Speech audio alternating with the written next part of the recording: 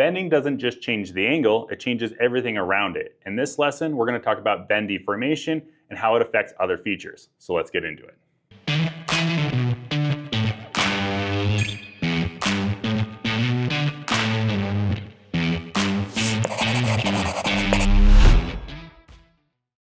In the previous lessons, we talked about bend allowance and bend deduction and how to calculate those. But now let's start talking about what's actually happening during the bend process to better understand that. Now what I have here is this little diagram that we used in the last lesson of the bend in the bending process. I have the punch coming down and I have the die underneath it. The first thing we want to talk about is that we have 3 points of contact that are required for us to successfully bend this part. Now this is really important. As this comes down, we're going to end up getting contact across that punch. Remember, this area is in compression, right? So that's why I kind of have it labeled in blue.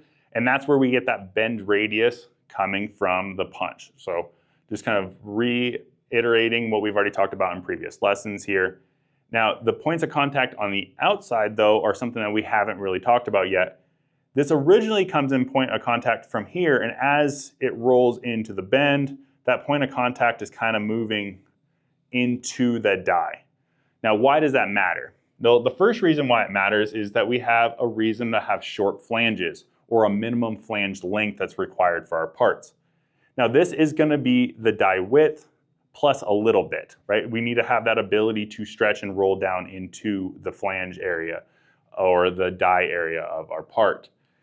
If our flange isn't long enough, which what I'm talking about is that minimum of the center line of our bend to the end of our flange. If it's not long enough, then our flange falls into the die and we have an unsuccessful bend. You're an unhappy customer and our brake operators are wondering what to do next.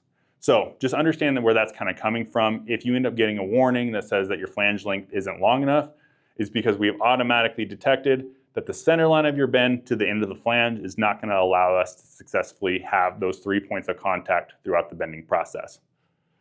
So now that we have that, let's talk about die lines or die marks or witness marks. So a couple different names for this one, but essentially it is the point of contact is going to leave a little mark on your part. And there's going to be 3 individual ones. We're going to have a mark on the center line of our punch, and we're also going to have marks on the outside of our bends where the die in the punch or the die came in contact with it. Now this one is going to have a mark that is kind of elongated, and that's because we're essentially dragging it across that die. And I use the word dragging on intentionally. Well, when we first make contact to when we finalize the contact, we're essentially pulling it across and there's friction as that part and that flange is getting bent in. And we end up actually seeing some of that elongation or that deformation in this area as well. Let's go ahead and switch this color here. So that deformation ends up coming out in this area here, and that is something we need to account for as well.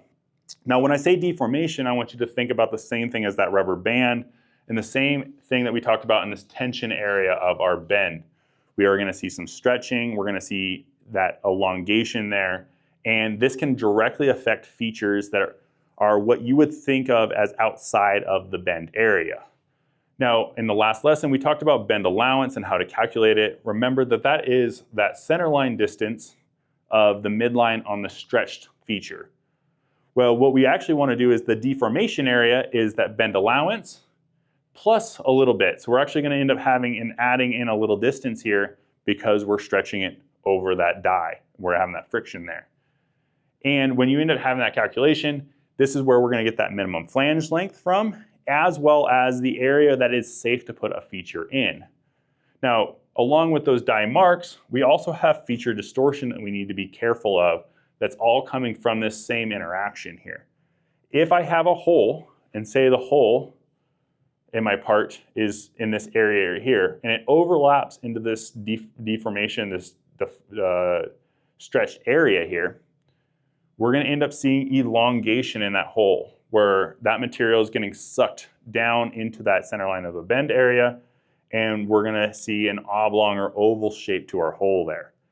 Now, features can be a lot of different shapes and sizes. We could have a tapped hole, and that tapped hole is done before the bending process, And those threads are no longer going to be in that circle manner, and you're not going to have that bolt thread into those threads as well as any shape or size that ends up entering into this area, you're going to end up getting a warning. So during the checkout process, when you add your bends, SendCutSend is going to give you a pop-up warning if a feature is inside of that area. All you're going to do is acknowledge that your features may be deformed or stretched. And if you do that, you clear it, we're going to go into production. You're just getting essentially a forewarning on that. They'll go ahead and still make those parts. Now that we understand everything that's kind of happening within the die area, in the next lesson, we're going to talk about bend reliefs and how to account for them, as well as get into CAD and start seeing this on the design side. So we'll see you on the next one.